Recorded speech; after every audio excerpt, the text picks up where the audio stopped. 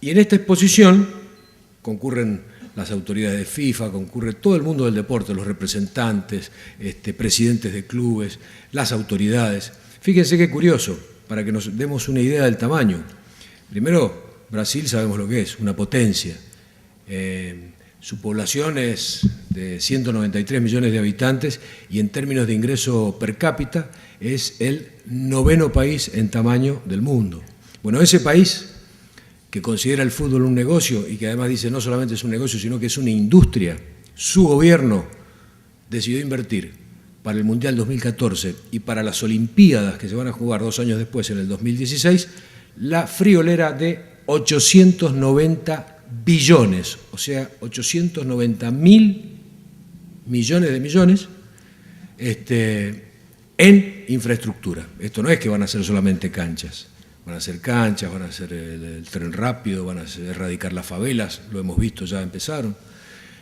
La importancia que tiene el fútbol y con qué seriedad lo toma un país, sus autoridades, un país como Brasil. Y Brasil también ya hace tiempo que viene preocupado del fútbol como negocio. Traje acá un recorte periodístico que menciona que en los últimos 12 años Brasil ha exportado jugadores por más de 1.000 millones de dólares y con motivo de la importancia que tiene esa exportación no tradicional para el fútbol, para la economía brasilera, decidió iniciar una investigación porque creía que se estaba lavando dinero a través de la exportación de jugadores, de la venta de jugadores. Entonces, fíjense de nuevo, acá tienen un ejemplo de la trascendencia que tiene el fútbol en términos económicos. No podemos obviar que es un negocio, no podemos obviar que es una industria y obviamente no podemos considerarlo como lo hacemos en Argentina, como una cosa amateur. Traje también acá otro recorte reciente de la revista Fortuna, en donde dice, mire señores, los dirigentes se tienen que profesionalizar. Es muy importante, si el jugador es profesional, el técnico es profesional, el periodista es profesional, ¿cómo puede ser que el dirigente sea amateur? Señores, rápidamente los dirigentes de Argentina tienen que transformarse en dirigentes profesionales, tienen que estar preparados, porque les va a tocar administrar un enorme negocio y para colmo les va a tocar administrar un patrimonio que no es propio, sino que es ajeno. Esto lleva a que lo tienen que hacer con más responsabilidad. Todos estos son pequeños ejemplos que traigo sobre la importancia del negocio. Y no quiero dejar de mencionar la otra cara del negocio, ¿no? Los que se aprovechan del negocio del fútbol. La violencia es un claro ejemplo. La violencia originada en las barras bravas es la contracara de la moneda del negocio del fútbol. Se le ceden a los barras, y esta es responsabilidad nuestra de los dirigentes, tareas como las playas de estacionamiento, se le ceden a los dirigentes, a los barras partes del merchandising. Hay casos públicos, de público conocimiento, en donde hay barras bravas que son dueños de los pases de jugadores. Entonces esta es la contracara del negocio del fútbol, pero sigo insistiendo, no podemos dejar de desconocer que el fútbol es un negocio y tenemos que sacarnos la careta en ese sentido y dejar de decir que el fútbol es un negocio. Pero si bien es un negocio, hasta acá pareciera que mi discurso va en el sentido de que es un negocio y en consecuencia cualquiera que haya administrado cualquier comercio o cualquier empresa sería un buen dirigente de fútbol. Sin embargo, no es así, porque es un negocio que tiene una particularidad muy especial, un condimento muy especial. Y ese condimento especial es lo que lo hace diferente, que es la pasión. Aquel que es un dirigente de fútbol tiene que administrar un club, pero también tiene que tener la capacidad para administrar la pasión de los hinchas de ese club. Y no es una tarea fácil. Por eso, insisto, hay que prepararse. Como dirigentes hay que prepararse. Y entrando de lleno ya en lo que les anticipé un poco al inicio de esta charla, voy a analizar cómo son los clubes de fútbol en la Argentina, cómo funcionan, cómo son los torneos, cómo se manejan la economía del fútbol y qué resultados, qué consecuencias tienen. Tomando lo que dijo el doctor Vargas Eñaz, en el fútbol hay, el doctor Abreu, perdón, 2 grandes divisiones que son concomitantes con el arranque de la Asociación del Fútbol Argentino, por allá por el año 1931, ¿no? Los clubes directamente afiliados y los clubes indirectamente afiliados. Y eso hizo que se armaran, como dijo Gustavo, la AFA y la sub-AFA, o la AFA para los del interior. La AFA para los del interior se llama Consejo Federal. Todos los clubes del interior que no tienen la categoría de directamente afiliados están afiliados a sus ligas y esas ligas reportan al Consejo Federal. Fíjense cómo se ve la proporción. Los directamente afiliados de los 3.000 clubes que hay en la Argentina son el 3%, no llegan al 3%, un poquito menos, 3%. Y esos son los que manejan, ya vamos a ver, las decisiones, el dinero, los torneos, el 3% de los clubes. El 97% de los clubes somos el resto de la Argentina. Veamos ahora cómo se organizan los torneos. Ese 3% que toma las decisiones, ¿cómo ha decidido que se juegue en la Argentina? Bueno, los directamente afiliados, vamos a Primera División, el torneo más importante de la Argentina, los directamente afiliados son 18 clubes, mientras que los indirectamente afiliados, que son los coloraditos, son 2, Godoy Cruz y Olimpo. Y en esto le tengo que hacer una pequeña corrección al doctor Abreu, porque no hay 4 provincias representadas en la Primera División del fútbol argentino, hay solamente 3 provincias representadas. Sí, me equivoqué, Capital. Buenos Aires, Santa Fe y Mendoza. Son las 3 provincias que tienen equipos en Primera División. El resto no tiene equipo en Primera División. Vamos a la B Nacional. La B Nacional. Hay 7 equipos directamente afiliados y 13 indirectamente afiliados. Y esto ha resultado así por causas deportivas, porque originalmente eran 10 y 10. Lo que pasa es que el interior ha ido avanzando deportivamente, ha ido ganando torneos y ha ido creciendo en número. Y esto es un reclamo que hoy tiene la gente de Buenos Aires, los directamente afiliados, porque dicen, ¿cómo puede ser que haya tantos clubes en la B Nacional del interior? Tenemos que corregir esto. Y después viene la tercera categoría del fútbol, la segunda categoría del ascenso, que para los clubes directamente afiliados se llama B Metropolitana, la juegan 22 equipos, todos de Buenos Aires, un torneo casi barrial, la distancia más larga que deben recorrer. En un caso creo que van a Argentino de Rosario, que es directamente afiliado y juega en la B Metropolitana, y algún otro viaje. El resto son distancias de 5 kilómetros, 8 kilómetros, 10 kilómetros, estrictamente un torneo barrial. Y tiene un ascenso a la B Nacional, mientras que los indirectamente afiliados, los de color rojo, jugamos el Argentino A. En esta categoría milita Central Córdoba, de Santiago del Estero. Son 24 equipos y también tienen un solo ascenso. Veamos qué hay debajo de eso. En el caso de los directamente afiliados está la C Metropolitana, otra vez un torneo hiperbarrial, 20 equipos. Y el Argentino B, que tiene 48 equipos y tiene que recorrer la enorme geografía argentina para disputarlo. Sin plata, sin transportes, sin ningún tipo de asistencia económica. La C Metropolitana sí recibe dinero. Cuando Independiente Rivadavia militaba en el Argentino A hace 3 años, 4 años, la distancia más larga que nos tocaba desde Mendoza era ir a Puerto Madryn. Realmente la gente de Madryn, nosotros íbamos una sola vez al año a Madryn, pero la gente de Madryn, semana por medio, tenía que trasladarse o a Jujuy, o a Tucumán, o a Córdoba, o a Santiago del Estero, o a donde fuera. Yo me tomé el trabajo de agarrar el fixture, mirar qué partidos tenía Brown de Madryn, a qué ciudades iba y cuántos kilómetros recorría de ida y vuelta. Eso me dio que Brown de Madryn recorría en un torneo la distancia equivalente a 4 veces y media, repito, 4 veces y media la vuelta al mundo, la circunferencia del mundo en colectivo, en un torneo, con 0 peso de ingreso que le daban desde la Asociación del Fútbol Argentino, para tomar idea de las distancias. Mientras que en la C Metropolitana, como digo, lo más lejos es ir a, no sé, de Flores a Floresta o a Merlo, todo muy cerca. La D Metropolitana son 18 y pasa lo mismo, y en el torneo del interior hay nada más ni nada menos que 264 equipos que tienen un ascenso para subir al Argentino B, de ahí del Argentino B un ascenso para subir al Argentino A, del Argentino A un ascenso para la B Nacional y recién algún día llegar a Primera División. Inhumano, imposible. Esto nos da un total de 2.555 equipos compitiendo en las ligas provinciales contra los 18 más 7 más 22, un total de 85 equipos directamente afiliados y 2.906 equipos indirectamente afiliados. Hasta acá ven el tamaño, ese 3% que veíamos son los azules y los rojos somos el 97%. Veamos ahora qué pasa con las autoridades, un poco lo que explicó Gustavo Abreu. Está el presidente, la Asamblea, el Consejo Federal. Bueno, en ninguno de esos órganos tenemos decisión, en ninguno.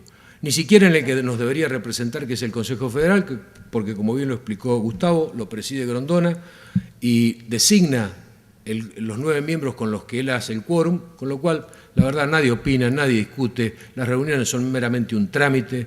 Yo creo que he ido 2 veces a una reunión del Consejo Federal, obviamente en esas 2 reuniones hubo discusión, porque fui, si no son reuniones de mero trámite donde se firman las cosas.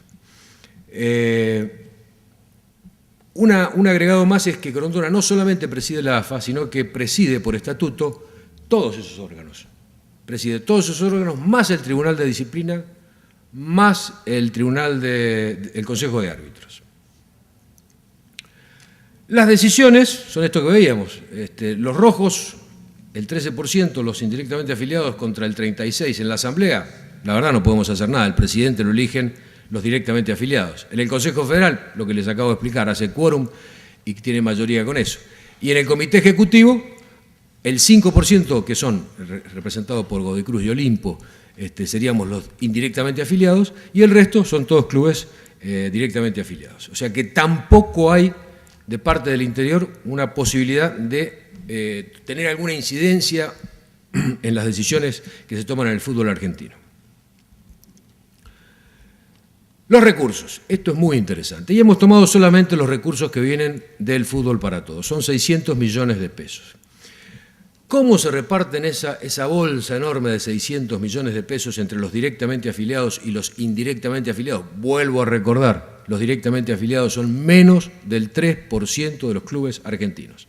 Bueno, en Primera División les tocan 415 millones de pesos, se los reparten entre 18 clubes.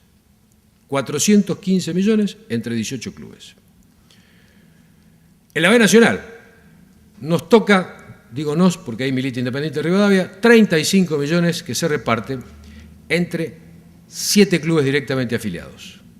Ya vamos a ver cuánto le toca a los indirectamente afiliados. En la Primera B Metropolitana, 35 millones de pesos. En la Primera C Metropolitana, 3,5 millones de pesos. Y en la Primera D Metropolitana, 1,5 millones de pesos. Esta es la plata que se llevan los clubes de Buenos Aires, los directamente afiliados. Ahora vamos a los Kelpers, los indirectamente afiliados. Primera División, 2 clubes, se llevan 35 millones de pesos. Sigamos. En la B Nacional, acordémonos que habían 7 clubes, se llevan 35, bueno, como hay 13, nos llevamos 45.500.000. Eso es proporcional, a todos nos toca lo mismo. En la Primera B Metropolitana, el torneo barrial, se llevan 35 millones. Al Argentino A, 12 millones, que también es una ficción, porque cuando le restan las multas y los transportes le quedan 4 millones de pesos. Pero bueno, consideremos 12 millones contra 35. Y recordemos que en el Argentino A, ustedes lo sabrán, se recorren enormes distancias de la geografía argentina. La Primera C Metropolitana, 3,5 millones entre 20 clubes. Bueno, en el Argentino B, entre 48, 0 pesos. En la Primera D Metropolitana, acá juega Yupanqui, Midland, Deportivo Paraguayo, Deportivo Coreano, clubes que realmente no le han hecho un aporte muy significativo al fútbol argentino. Reciben 1,5 millones de pesos. Veamos en el torneo del interior, 0 pesos. Hay 258 clubes, 264 clubes, 0 pesos. Y en las ligas provinciales, 0 pesos. Esto da un total para los clubes indirectamente afiliados, estos 2.500 y pico clubes, de 92 millones de pesos que hay que distribuirse. Esto se llama distribuir miseria. Versus 490 millones que distribuyen los clubes directamente afiliados.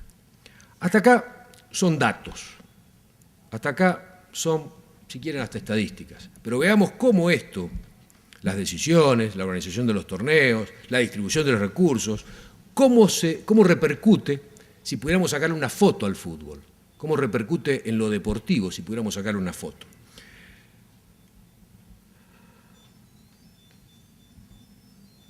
Una foto del sistema. Bueno, ahí teníamos. Primero, cantidad de clubes. Los azules, vuelvo a insistir, son los clubes de Buenos Aires o directamente afiliados, 3%. Ese enorme chorizo rojo somos nosotros, el 97% de los clubes. El 84% de los recursos se los llevan el 3% de los clubes, los directamente afiliados. Las decisiones de la Asamblea, 100% de los directamente afiliados, como ustedes verán. Las decisiones en el Comité Ejecutivo, 100% de los directamente afiliados. Las decisiones en el Consejo Federal, 100% de los directamente afiliados. Y torneos ganados, 100% de los directamente afiliados. Este dato es un dato que cuando lo vi me puso la piel de gallina. Desde el año 1931 se han jugado 117 torneos en el fútbol de primera división en la Argentina y nunca un club indirectamente afiliado ha salido campeón. Nunca. El que más cerca estuvo fue Talleres de Córdoba, en una final que tuvo con Independiente de Avellaneda, la perdió en Córdoba y fue subcampeón del fútbol argentino.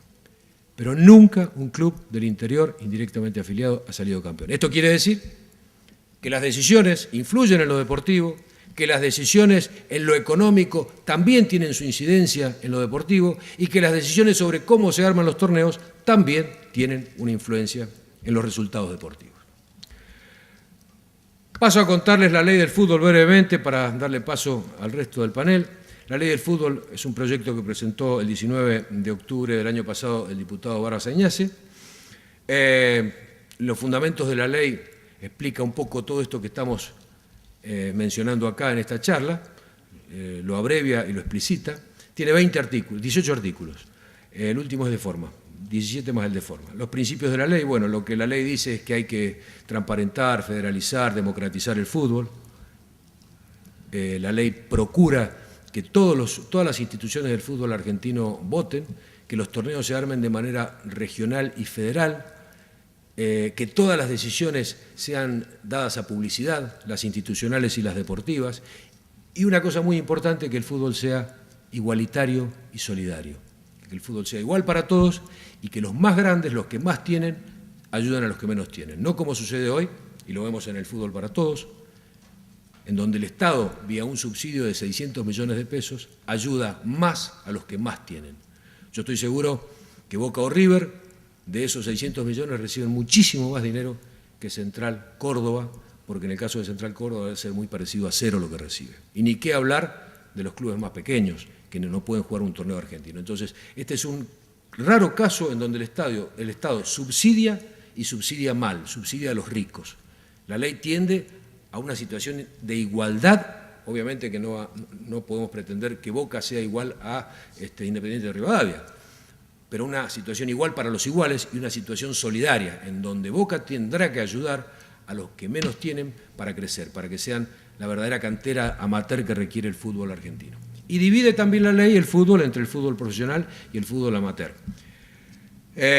Establece un control la ley sobre cómo se aplican esos fondos que van a AFA, transparenta la información, transparenta las decisiones deportivas, transparenta la elección de autoridades y además le pone plazo a las autoridades y a los mandatos.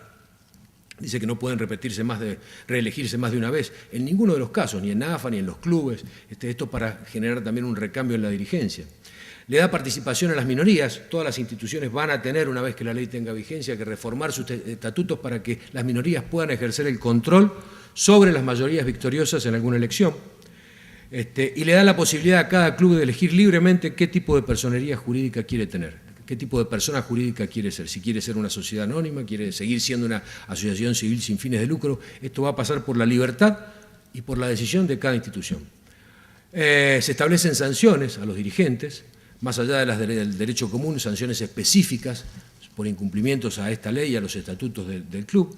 Se hace un censo de las deudas que tienen los clubes del fútbol argentino con la AFA. La AFA ha sido la gran prestadora, el gran prestamista del fútbol para comprar voluntades. Bueno, con esto se hace un censo en los clubes y en la AFA para ver cuánto deben los clubes y de qué manera se lo devuelven al fútbol, porque por casualidad, y no tanto, los que más deben son los que más grandes son. Y los más pequeños no solamente no reciben, sino que no deben. Entonces, bueno, habrá que recuperar ese dinero para el fútbol argentino y redistribuirlo. Se crea el Registro Nacional de Jugadores Federados para evitar que sigan escapándose, huyendo, robándonos los jugadores desde afuera. Se crea un registro donde se van a poner los derechos federativos, se van a inscribir los derechos federativos, los derechos económicos, y para que tenga validez el pase de un jugador va a tener que haber pasado por ese registro que va a llevar la AFA. Se crea también un fondo solidario para la protección del futbolista retirado. Ese fondo se establece de dónde vienen los recursos. Parte de los recursos vienen de aportes que hace la AFA, aportes que hacen los exjugadores, aportes que hacen los clubes y también un aporte en ocasión de cada transferencia de un jugador. Y se crea la obra social de la que nos va a hablar enseguida Oscar. Se establece como normativa subsidiaria de aplicación la Ley de Defensa de la Competencia y la Ley de Deporte, y se crea una comisión bicameral de seguimiento de la ley. También se contempla, por ley, que hoy no está, el programa Fútbol para Todos. ¿Esto por qué? Bueno, porque hoy ha sido una decisión administrativa del Poder Ejecutivo que mañana podría cambiar y podría decidir, bueno, retiro el dinero que estoy poniendo, este subsidio que le estoy dando al fútbol, lo retiro. Lo ponemos por ley para validarlo y que si mañana el gobierno decide cambiarlo, bueno, tenga que volver al Congreso a discutirse esto y no sea simplemente una norma con la que se puede llegar hasta a presionar al fútbol argentino. Y se da plazo a todas las instituciones del fútbol argentino para hacer su adecuación estatutaria. Esto es básicamente el proyecto que hemos presentado y que está auspiciando el diputado Barzañase y que esperamos que tenga fuerza de ley antes de las elecciones para permitirle a todas las instituciones del fútbol argentino votar y democratizar. La gran apuesta que estamos haciendo para llegar a ocupar la máxima responsabilidad del fútbol argentino.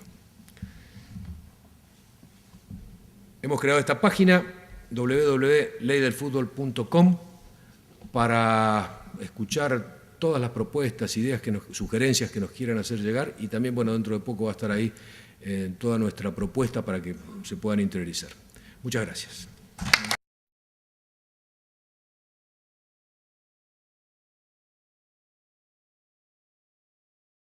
¿Y cómo se eligen otros países? Cuando me toque el turno a mí, que lo voy a suceder al doctor Abreu, voy a hablar del fútbol en su esencia, qué es el fútbol. Vamos a explicar los hechos que suceden adentro de los clubes, el funcionamiento de los torneos, la distribución de los recursos y la toma de decisiones, cómo todo eso tiene consecuencias en lo deportivo.